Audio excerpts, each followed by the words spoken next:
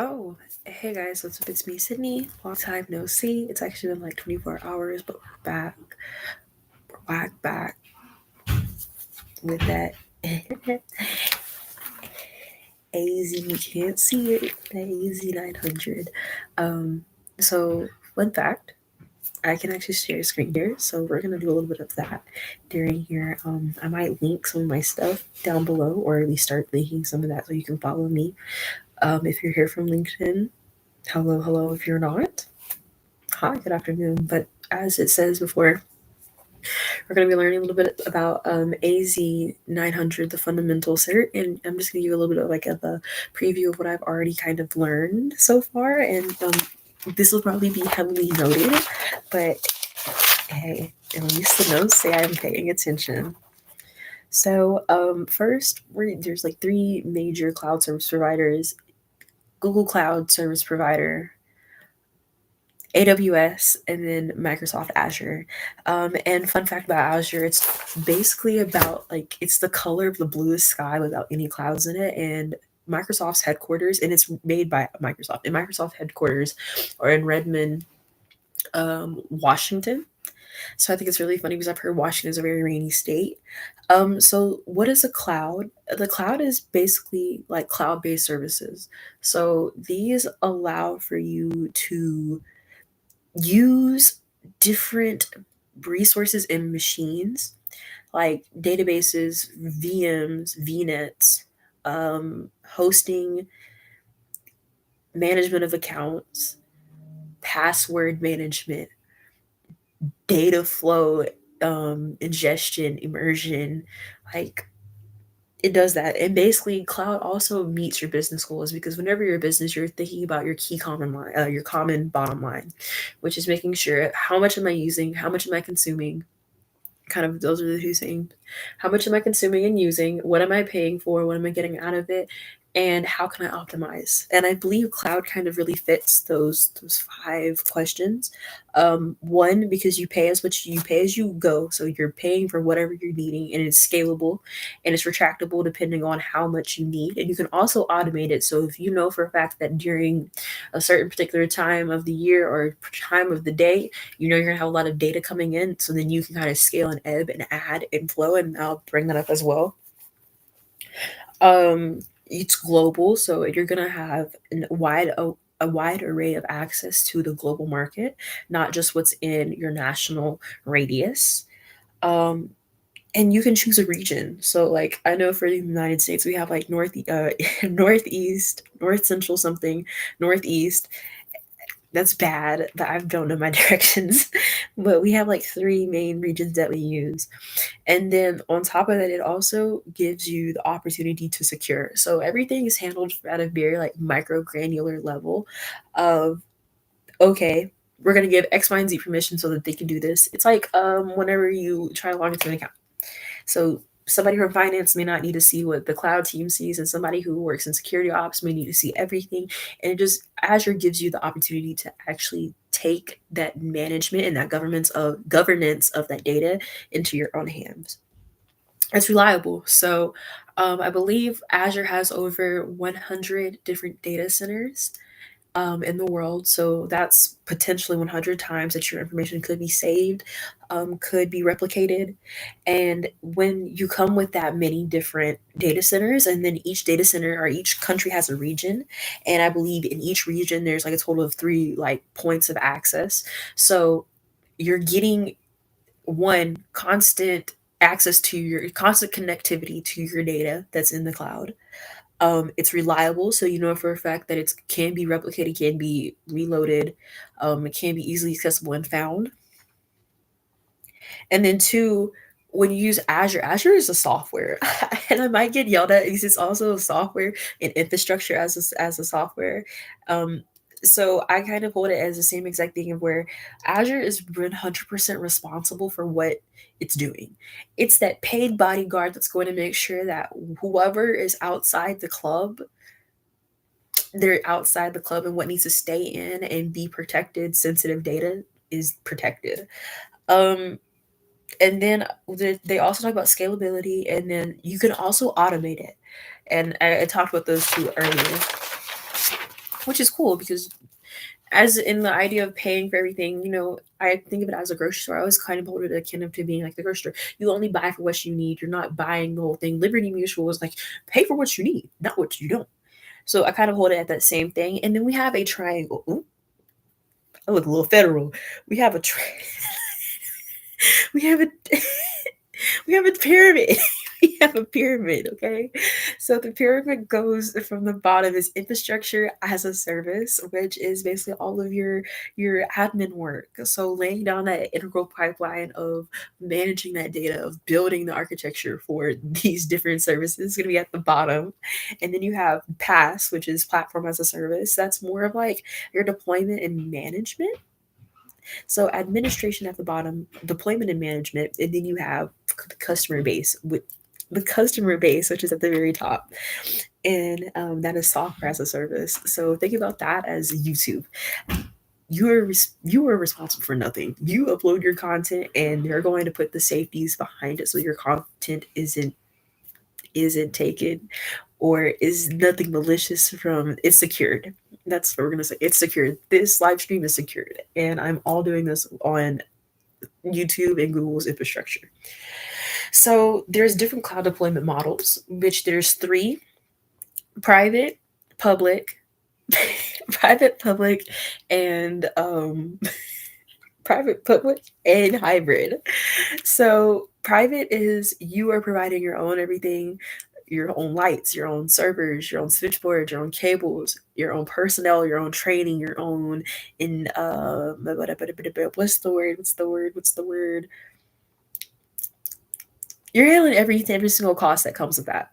So but it's the good part about this is that if you are a company that needs to keep X, Y, and Z to a certain NIST standard, then you kind of take a lot of that.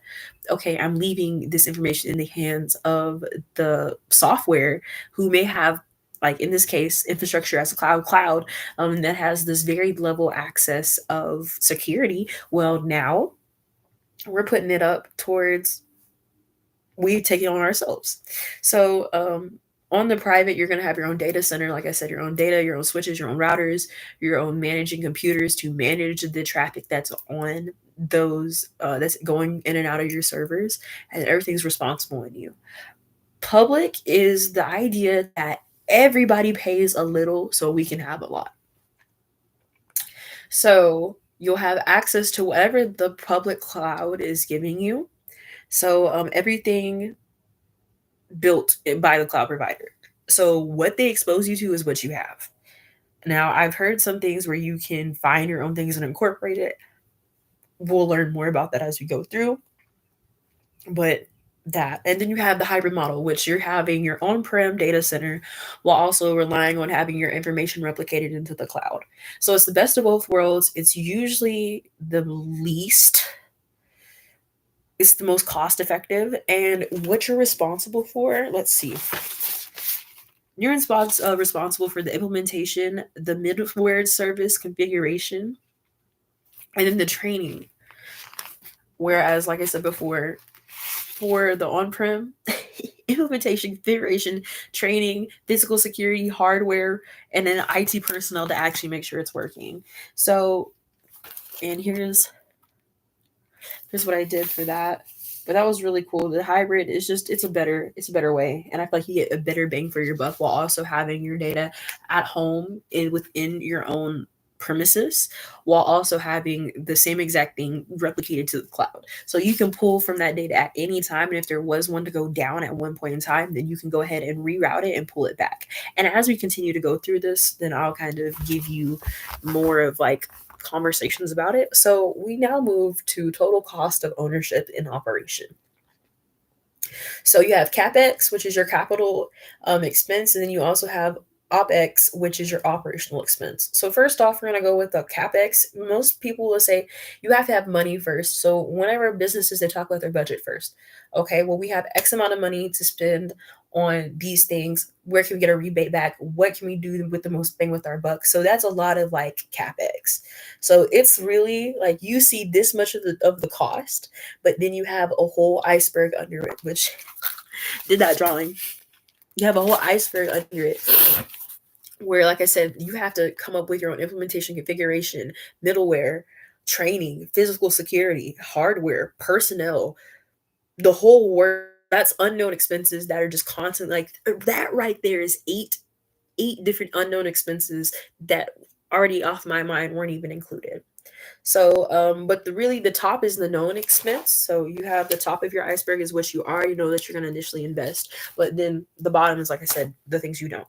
So with the Azure subscription, you already get that top berg because thankfully, like a lot of things in this world right now, Apple Azure is very transparent about their pricing. Um, let's see. I want to go ahead and try this out. I don't have anything super duper important, but we're gonna just go over here and see how that works. Okay. Oopies. We gotta figure out how to blur things. But cost. Oop. Cost. And there you go, cost management. So right there, it'll automatically give you, this is federal. I should probably not do this, but yeah, you can set up your account, report analysis, and then go from there. That's a little federal, so we're gonna pause on that and see how we can do that without doxing without doxing him. Let me send this to everybody again. So and I'll keep going. So with CapEx, you really just have to kind of guess, and then operational um is really the previous cost now shifts more to the cloud provider. So instead of you having to be the one who's like solely concerned on, okay, well, I got to make sure that this works and fits within our budget while also meeting the demand that we need, while also completing the security of compliance that we also need to have, while also fitting in X, Y, and Z of the cloud takes most of that off of you. You can also add additional security to it to fit your different needs. Okay, HIPAA, whatever corporate people use, their data that they're getting from their customers, from their users, like you have to have all these different compliances that go with them. So, that being said, if you ask me, the on-prem is a really solid way. And as somebody who's looking to getting into cloud infrastructure and networking, I initially really didn't understand how nitty gritty it really came down to be, because you could have a single computer, just like a ThinkPad computer, and have that kind of be the basis starting for your home software. So then just like that, that small one computer is now could potentially be on-prem. And then you have what you have on-prem as well as in the cloud. Great. And statistics have shown that the price wise for it goes down by as well as 70% every single time. So here's just a little bit of things I wrote down for this. The customer has the ability to choose, ooh, has only to be concerned with what they're paying for, no physical cost, leasing software slash customizing it, training employees in the cloud, and then billing based on whatever you use. And then an example is computer usage, storage usage. With operational expense, you can try a product without having to invest the equipment, which, let's be funny for a second. I'm going to go ahead. How much is a server rack? Let's just do server rack. So, and I'm a big Lenovo fan of born bread, buttered corn. So, right here. Right here off of Lenovo, just off rip, you're looking at 3, 7, 7, 2,500, 27. Just go ahead and round it, 27,000. So when you're having to then purchase every single one of those expenses, it starts to add up. So I see why the cloud definitely breaks that down. So then we're going to talk about architecture, cloud architecture terminologies, which is a cloud solutions architect, is the architect for the technical solutions using multiple systems by researching documentation and then exploration or experimentation. So they're the ones who are fettering and feeding in, okay, well, we have a new thing that we wanted to try. They research it, they do the time, they do the due diligence, and then they come back with written documentation of like, okay, here's why we should do this. And then you have the cloud architect who is solely focused on architecting the technical solutions using cloud services. So I feel like that's where I'm trying to fall in this. And a good architect will always ask availability.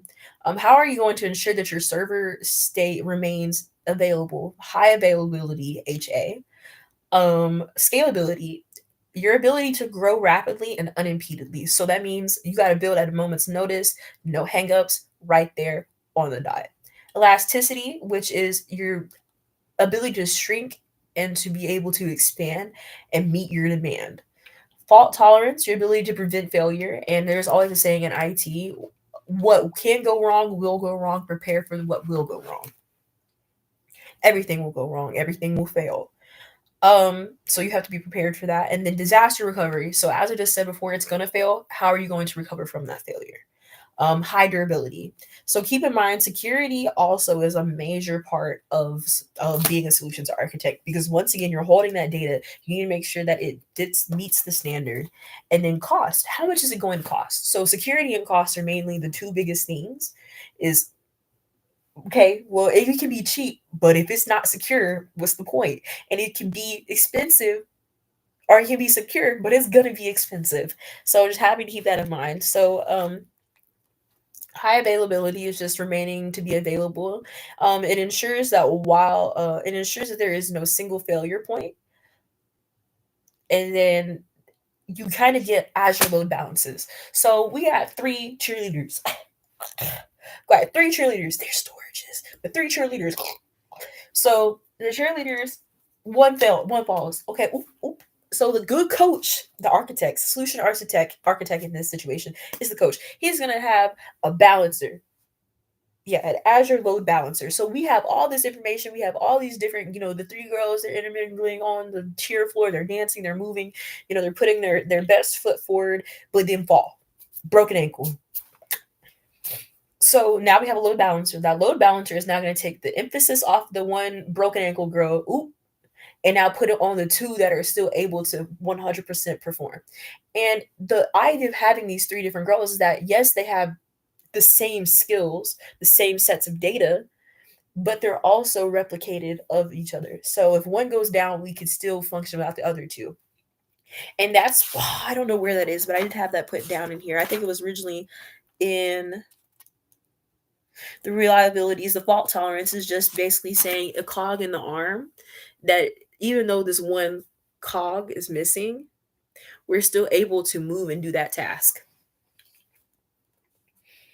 And then you also have to be worried about like active workloads. So oh well, hold on. Let me finish this. So a load balancer allows for you to divert and distribute traffic to multiple servers or a data center. If the data center or server becomes unavailable, unhealthy in this case, the load balancer will reroute the traffic to another data available data center. So cheerleaders, she fell. We gotta go to the other two. We gotta keep it going. Basketball team, LeBron James broke his ankle. Gotta pull a new person in. We'll just keep the team going until we can get him off the field. So, running a workload across multiple availability zones, it ensures that if one or two goes down, guess what? Your application remains to be up because if you're holding data, it's like I need to get my pictures. I want to see my pictures. Let me see my pictures where I need to see my pictures. Like now, do you think I want to have to wait for the cloud to have to pull up all my pictures? No, I need it now. It's embarrassing when I'm trying to post somebody's birthday spam and I can't get the pictures. It's gotta be loud. Same thing. You want your data to be always available, no matter the time that you're trying to recall on it. So high scalability, and like I said before, is basically where you're able to grow unimpededly, and this is more vertical because we'll talk about vertical and horizontal growth. So vertical, you're beefing up your system. Okay, we're buying more servers, we're buying more $27,000 servers, we're buying more GPUs, we're buying more computers, we're buying all these different things so that we can scale larger. But the issue when you scale larger is you're having to buy more. Rather, when you scale horizontally, you're adding on more of the same service. So, more servers, more computers. And you can always cut down the amount of computers. But once you do that vertical purchase, you need to make sure you use all of it because you just purchased multiple things of the same size. So, vertical scaling is usually hard for traditional architecture. The horizontal is better for elasticity. So, and here's what I have. This is the vertical. You're gonna go up, horizontal, horizontal. You're gonna go that way, and then high elasticity, which is really the horizontal scaling. Your ability to automatically increase and decrease your capacity size based on the current demand, traffic, memory, computing power. So when you buy that server, like I said, in horizontal, once you buy it, you own it. Horizontal scaling, when I need to decrease, I can decrease. When I need to increase, I can't increase. And then Azure VM scale set automatically increases or decreases. So that's where I'm talking about the automation. So the automation in this it'll automatically decrease and increase depending on how much or on a defined schedule. And that's another thing that's why Azure is also equally as important. Stop running low then, battery. Is because it also gives you the opportunity to be cognizant of what's going on within your environment. Okay, and then we have SQL Server Stretch Database. SQL SSDB. There's a lot. So it's a dynamically stretching warm and cold data for Microsoft SQL servers. So I actually need to ask more questions about that tomorrow when I go to the office.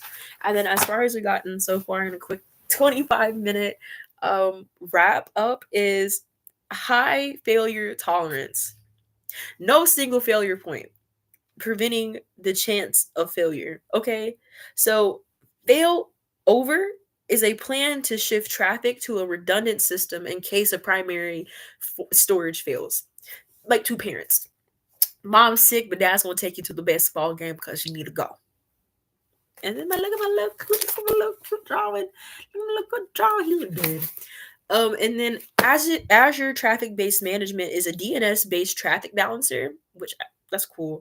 To fail over from failing primary systems to the standby secondary system. But the issue when you have this, the information in both needs to be up to date. Server goes down, well, then that comes with the reliability and the disaster recovery. Okay, well, how often was that information from primary storage one? How often was it replicated to storage 2 so that if in case storage 1 goes down, well, storage 2 has everything that we were just previously working on. And I believe he was talking about warm standby, cold standby, green light, something, just these different ones. And hopefully I'll go back through and I need to write those down. But you have the matter of minutes, hours to minutes, 30 minutes to like 20 minutes, 10 minutes, 50, or what is it, 15 to like 5 to 10 minutes, matter of seconds. So these are all different things. And ideally, I would say as a corporation, you would want to be in the 5 minute or in the 5 second range, like up, back up. So, and some questions that I really thought about, do you have a backup? And so the questions that they said that were really important were, do you have a backup? How fast can you restore that backup? Does backup still work? And how do you ensure that it has the data unerred and untouched? And ladies and gentlemen, that's where we are for now. Hopefully, we're going to be doing our full 24-hour, 12-hour trial of just trying to get as much of this as I can. And then over the next few days, we're going to be moving to Data Factory and then going up from there. Oh, yeah. Anywho.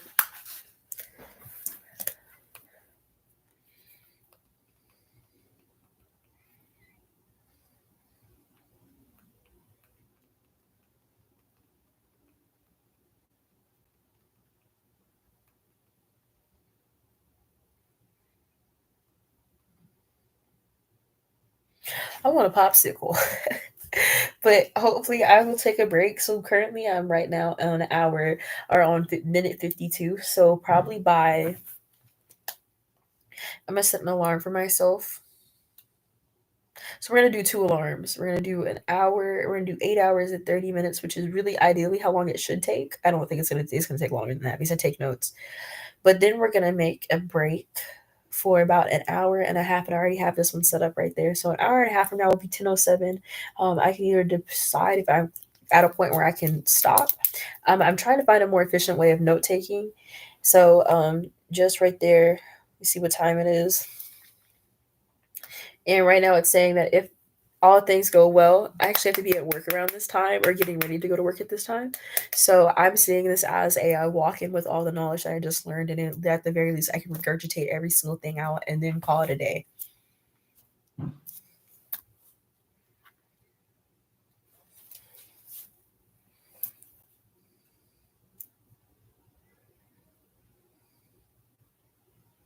So right now he's just talking about the high fault failure. I really want to go downstairs and just wag this with me, but somebody else is downstairs.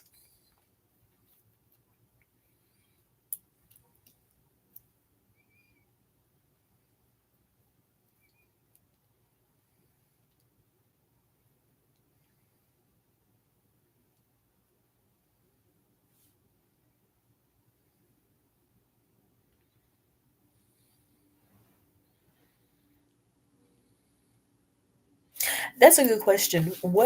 So here's a good question.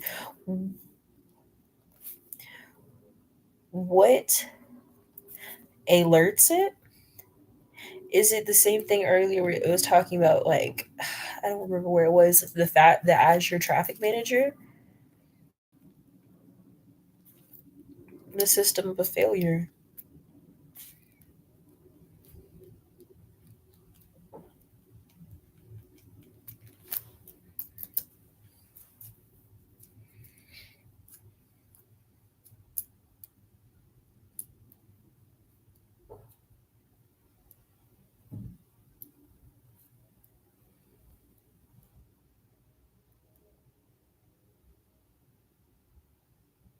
So in order to build, okay, so then it comes. So then,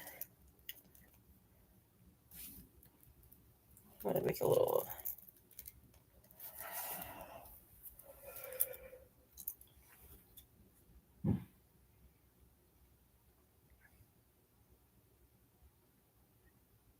high durability. So we're at least somewhat caught up.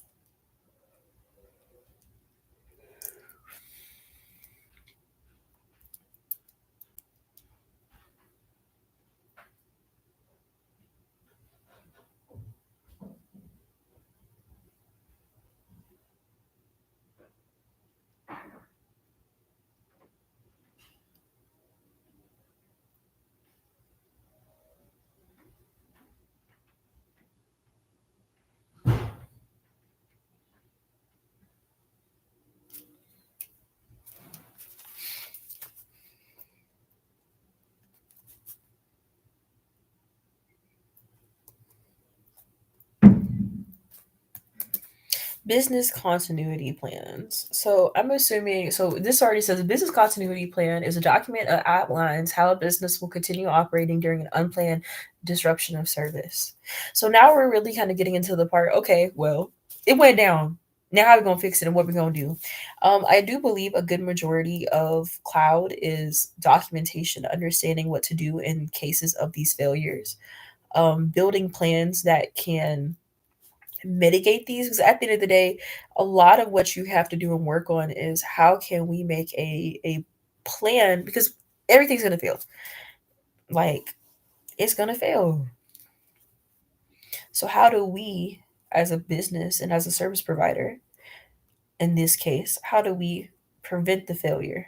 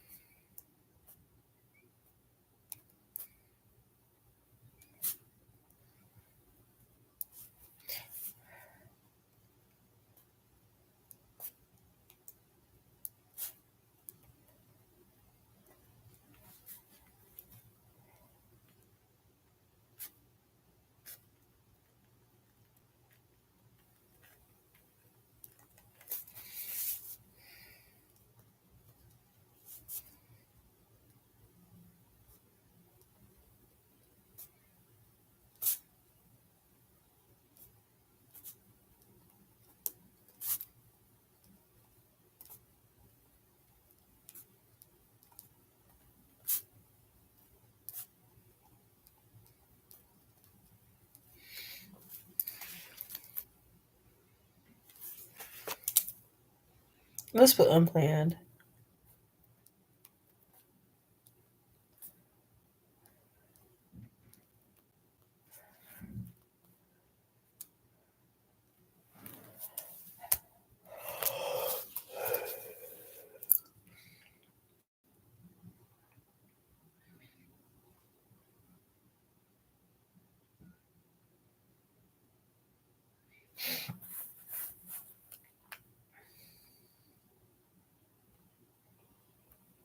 Oh,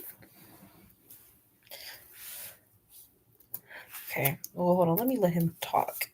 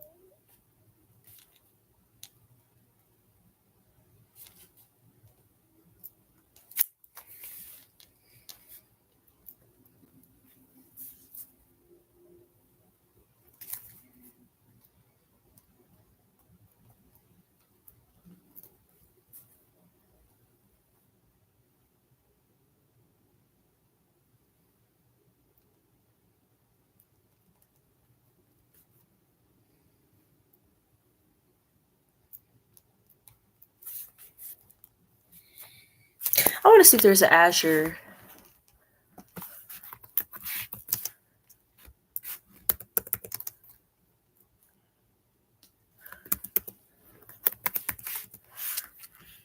Oh, now they got a Quizlet.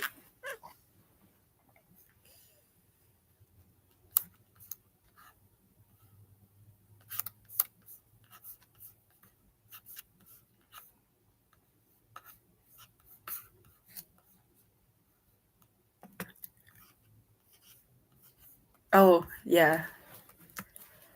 So we have plenty of stuff to do.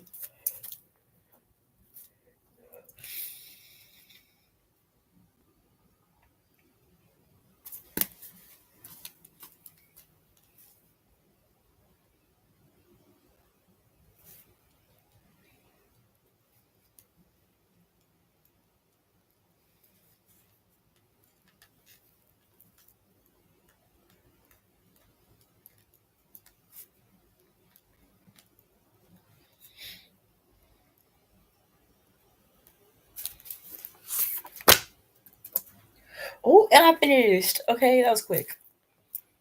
Oh shoot. I forgot about the big long words. Okay, hold on.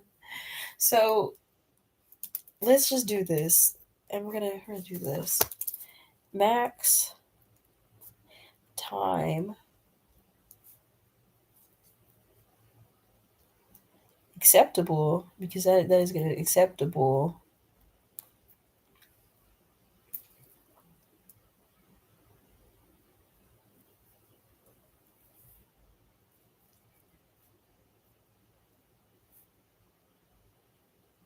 Oh, not max.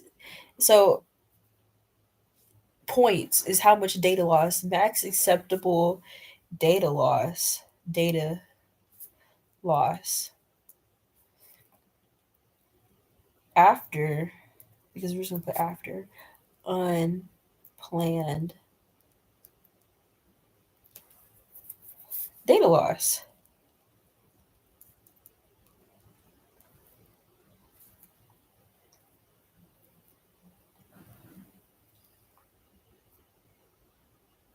I'm just put written as amount of time.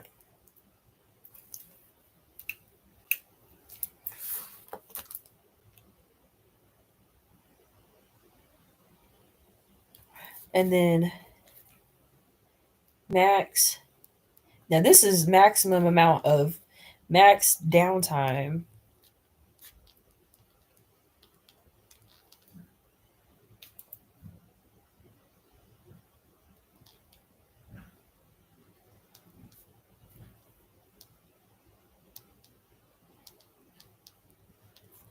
Oh yeah, and then I guess if your data is not available, you incur a financial loss.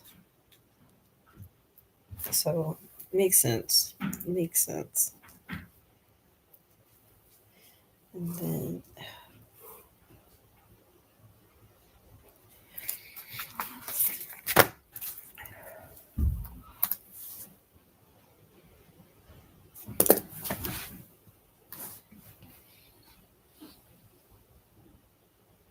you just did an ad break, and I look you want. It's cold. It's cold.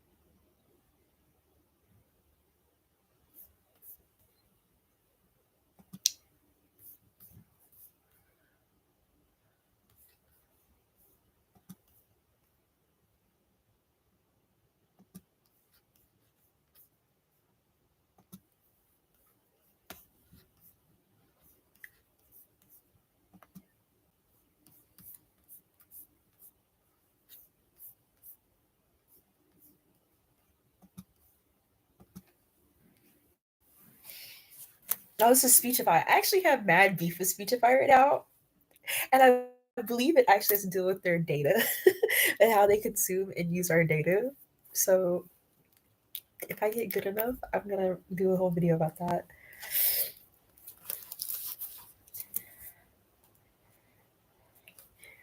DRO.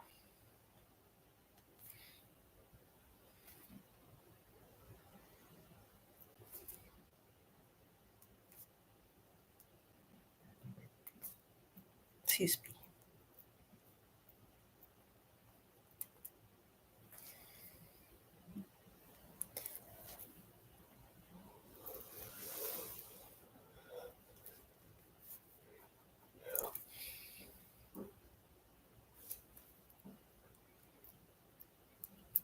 Okay, my bad. So it's on. So there's a big spectrum.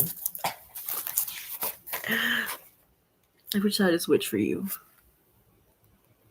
Okay, so all the way over here at our low. So you have backup and restore, pilot light, warm standby, multi-site active. So that was the difference of how often or how quickly you have to be able to spin up that data and connect during a data loss. So backup